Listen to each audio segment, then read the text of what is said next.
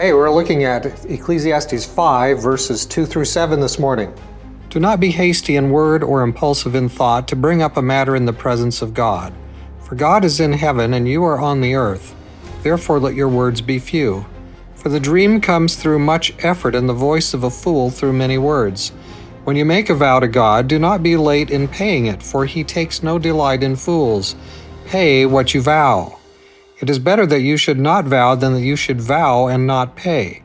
Do not let your speech cause you to sin, and do not say in the presence of the messenger of God that it was a mistake.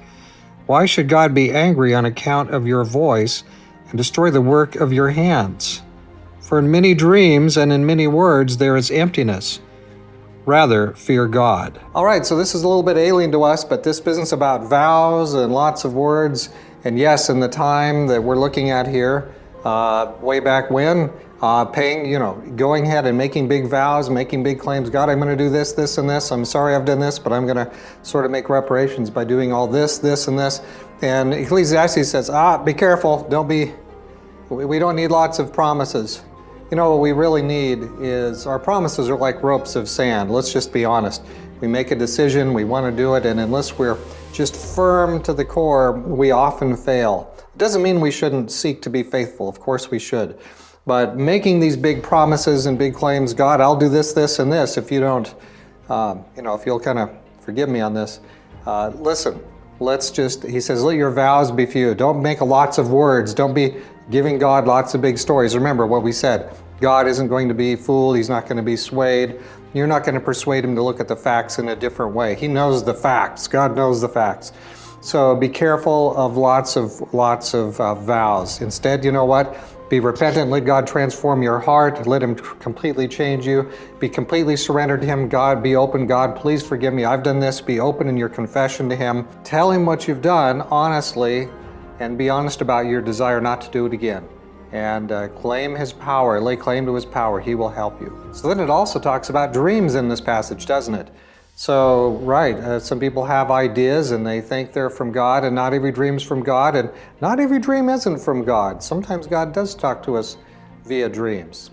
So we just can't, what we do have is something solid.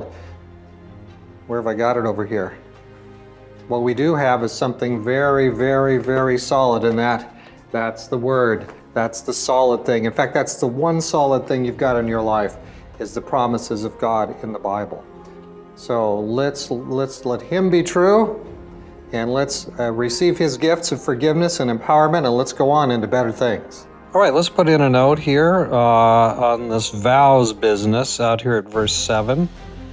And what are we going to say about that? Now again, vows isn't really a current thing, but lawyering up to God and arguing our case, that is going to be a fail. That's just the facts. We aren't here to argue our case. We're not here to, we can't claim. We can't be claiming that we'll somehow get everything right next time. Rather, we need to fall on his mercies. It's not about what's in us. It's not about us making a better claim. Not at all. He is God. We are the problem. He is the solution. So we're going to be looking tomorrow at Ecclesiastes chapter 5, verse 8 and 9.